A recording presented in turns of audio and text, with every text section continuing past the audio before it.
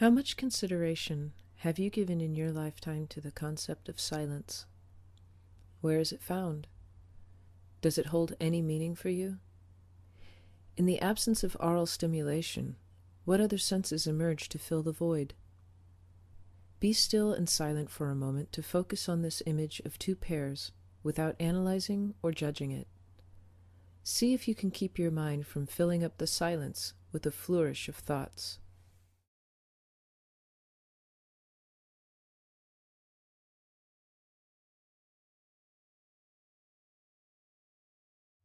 Inquiring into the idea of silence with people who have incorporated it mindfully into their lives, and musicians and artists who point to it in their work, has revealed that this diverse group of individuals have all encountered similar realizations, but from a variety of perspectives. When there's silence, um, the ego has nothing to grab onto, there's nothing to achieve, nothing to think about, so it starts getting restless and discontented. So it's just a Pandora's box. It causes all sorts of problems, and if you don't keep at it, the easiest thing is to avoid it. Yeah, it's something that I'm very consciously aware of using in sessions at times. And so, again, it gets into that, just the concrete, not talking in a session, which I think is, by extension, it means not leading. It means just allowing things to develop as it happens. One of the things that I'll do is I'll be not directive. I'm very aware of the fact that puts a lot of pressure on the other person to act, and so typically there's an expectation that goes along with the session that the therapist is going to be directive, that I'm going to be the one that's talking and saying what we're going to do here, and so if that's removed, it creates a lot of anxiety. And the idea is that in the silence, the real things will start to percolate up. And so from a psychoanalytic viewpoint, in the silence, in the therapist not participating, the unconscious material will start coming out of the patient in the absence of the therapist providing direction for it.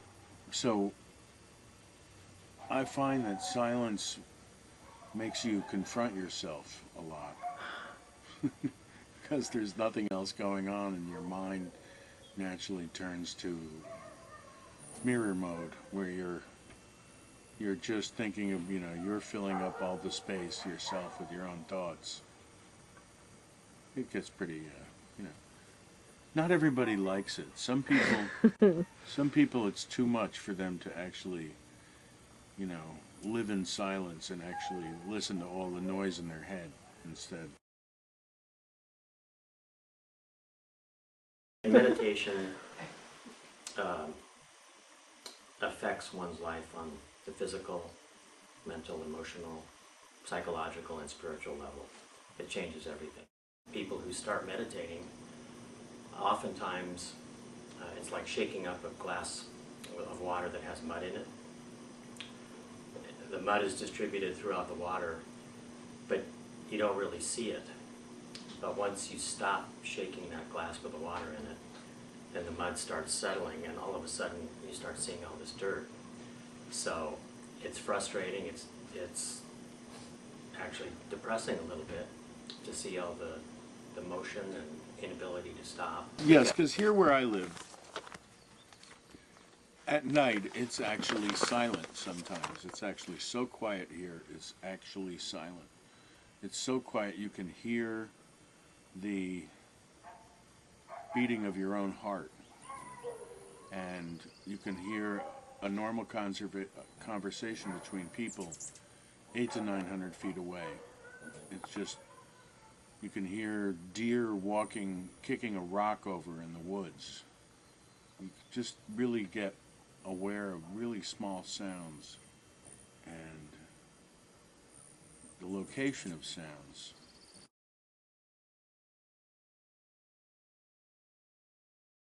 John Painter wrote, "Society has always produced artists, poets, and musicians. They train our eyes and ears. Rarely do we look at things as closely or intensely as artists do. Discussing silence with artists, musicians, and composers, it becomes evident that it is carefully considered. The way composers utilize silence can also be seen in the way artists use space in visual design. In fact, the physical spatial component is something that both art and music encompass. Silence in music is either carefully measured or unmeasured, and is often viewed as full of possibility. Yeah, I do shakuhachi, and so I try, and they talk about ma in shakuhachi, which is the balance of its silence, again as a spatial experience. So there's the quality of the sound that fills, and there's the quality of the silence, or the lack of sound, lack of blowing that fills. And allowing space for both, that they're complementary. I think in music, silence is always relative to the crowdedness of the noise before it. And I do think of the space between the songs on a CD as silent space. I mean, when I'm making a CD, I count the seconds in between songs and say, well, that should be a longer pause, that should be a shorter pause. But again, they're pauses within an experience, an entire experience. They're not like absolute silence. With Beethoven, he seems to use silence as a way to accentuate strong sound, contrast. So his silence is oftentimes followed by a powerful hammer blow of sound. Sometimes I find that riffs rock harder if you leave more space in them and suggest more and actually play less.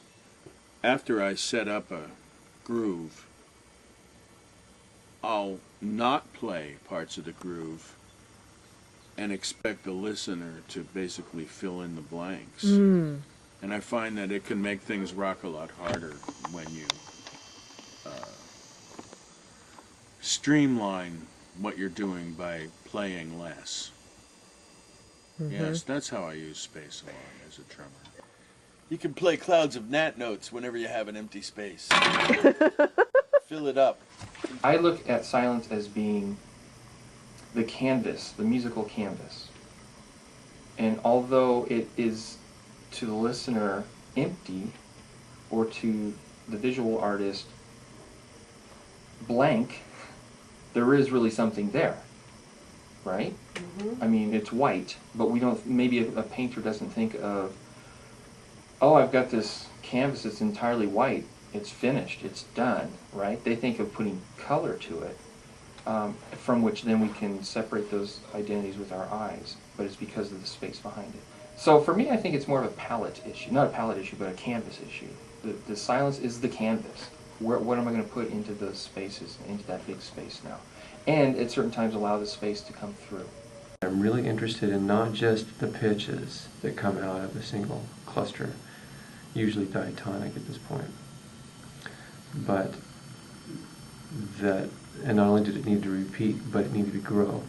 There needed to be space for that one single sound to grow, and not in a development sort of way, but some other way. And I ended up just mechanically, I had to take the bar lines out first, because the bar lines kept getting in my way of the sense of time. But these occurrences keep getting longer. And then I discovered Cage. Well, things like that, the idea of musical concepts growing is something that's really indelibly, is that the right word, intrinsically associated with my experience of silence.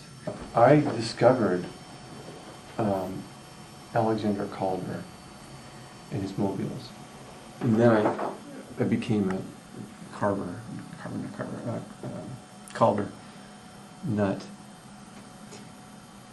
And it just dawned on me that this is what I've been trying to do with music, this idea of music as objects. So what I did was I created a score where there's 6 blocks here. of music. And it's also loosely based on this, my experience of this poem. That's where I got the title. Okay. If you read the piece, it's very much about the image itself. Nothing, it's completely motionless. I just love the idea of they resemble nothing else. Well, I've recently been working with that a lot, with this piece that I wrote called Plan to Live.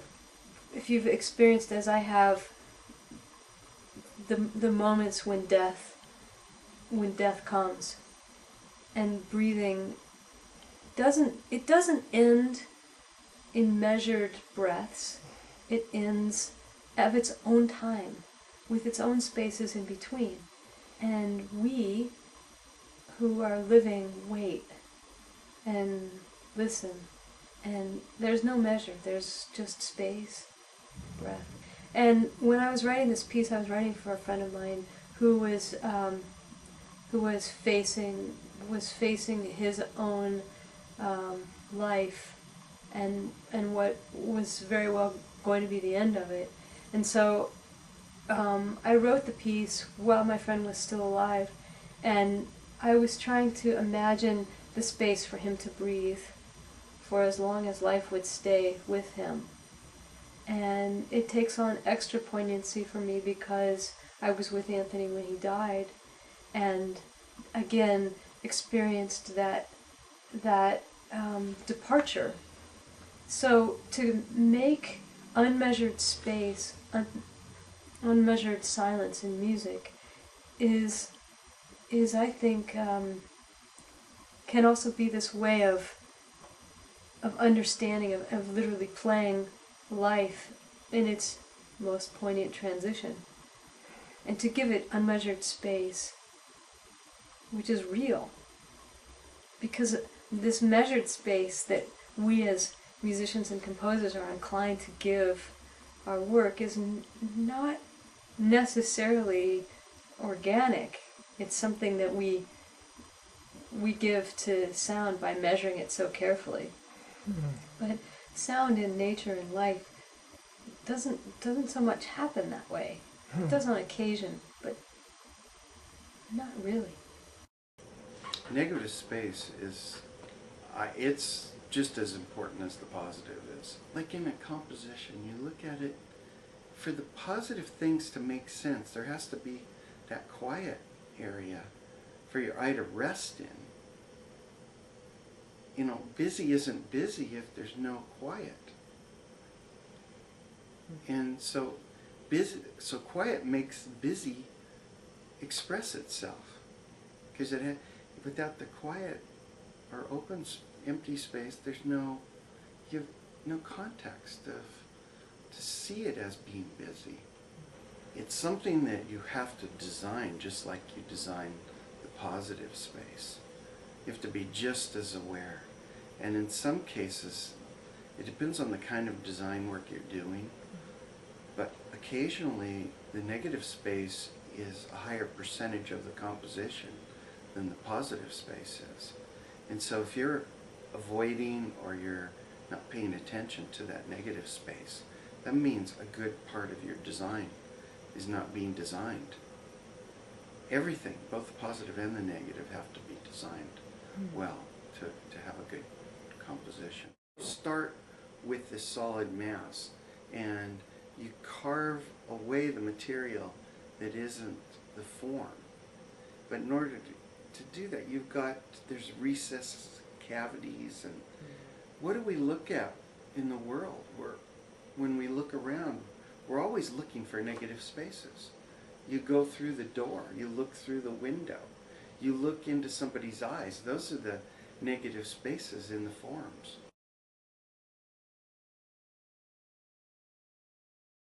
From this variety of perspectives, it becomes clear that silence is a complex and diverse concept and touches on many different topics with consistencies and parallels, such as music, art, psychology, and contemplative spirituality. The line between silence and sound, space and matter, defines a contour that is both tangible and abstract. Silence and negative space can represent possibility, or the absence of sensation. It can be balanced or disproportionate, measured or unmeasured.